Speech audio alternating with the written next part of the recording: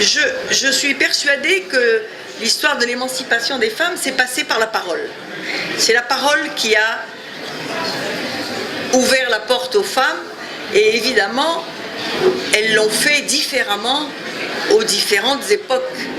C'est-à-dire que comme nous traversons en gros l'histoire de la parole depuis qu'elle est imprimée, c'est-à-dire depuis qu'on a des traces, donc c'est forcément des femmes de lettres, des écrivains et des femmes qui se sont exprimées dont on a la trace, parce qu'il y avait probablement un humour oral qui devait exister plus autrefois, mais dont nous avons moins de traces, et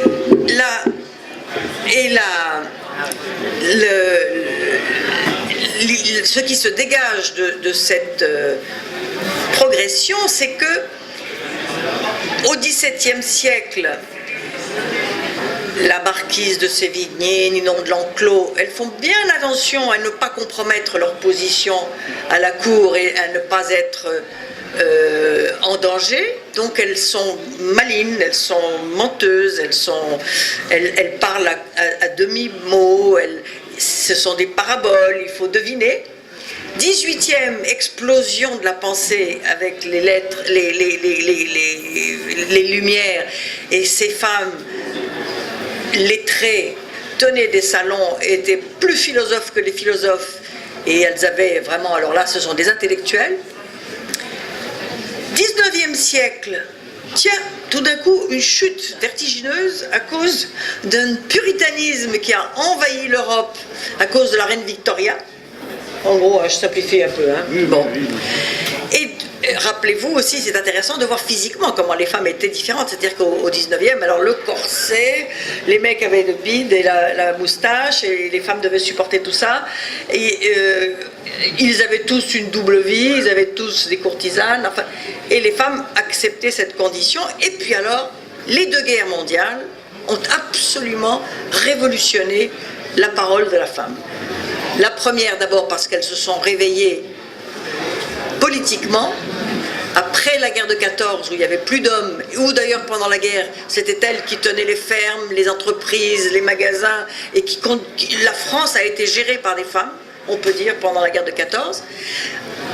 Pour ce faire, elles ont travaillé en usine, elles ont coupé leurs cheveux, elles ont jeté les corsets, et est née la parole féminine,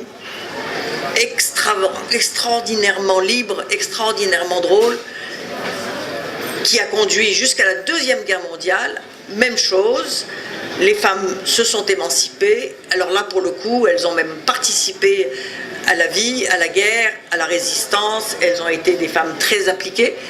Et puis, à partir du XXe siècle, alors là, du XXIe siècle, je veux dire, il y a ces rôles totalement inversés. Ce sont les femmes qui ont plus d'humour que les hommes et qui vous bluffent avec leur audace. Même moi, elles me font rougir. Il faut vous dire que pourtant, il y en a quelques-unes qui disent des trucs extravagants, surtout sur la sexualité, sur leurs conditions.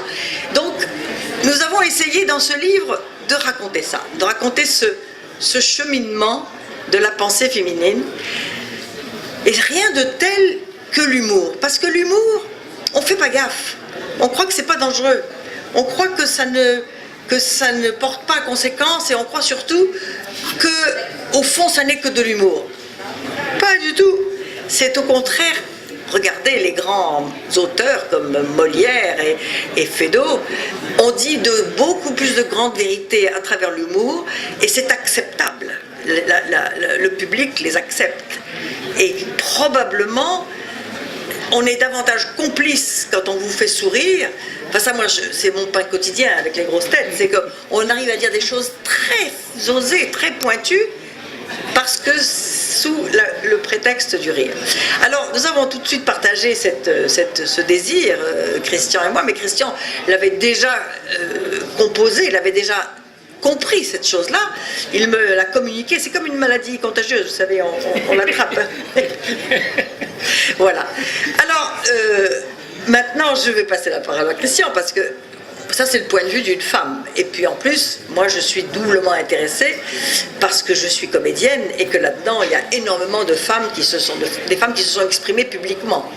Et je crois que c'est ça le rôle des actrices, c'est ça le rôle des femmes publiques, au sens noble du terme évidemment, c'est-à-dire ce sont des femmes qui ont le devoir de parler au nom de toutes les autres femmes.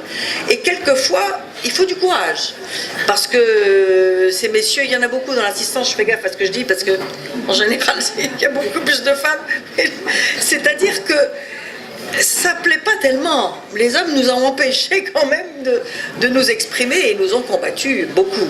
Donc ce sont aussi des héroïnes. Ce ne sont pas que des femmes talentueuses qui avaient le sens des mots et qui avaient le sens de l'histoire, puisqu'elles ont poussé la société dans une direction, mais c'est aussi des femmes très valeureuses, très fortes, des fortes personnalités et des femmes intéressantes. Alors, je vais laisser un homme chanter les femmes à ma place. Pour l'instant, je prépare tous les mots. Oui, d'accord.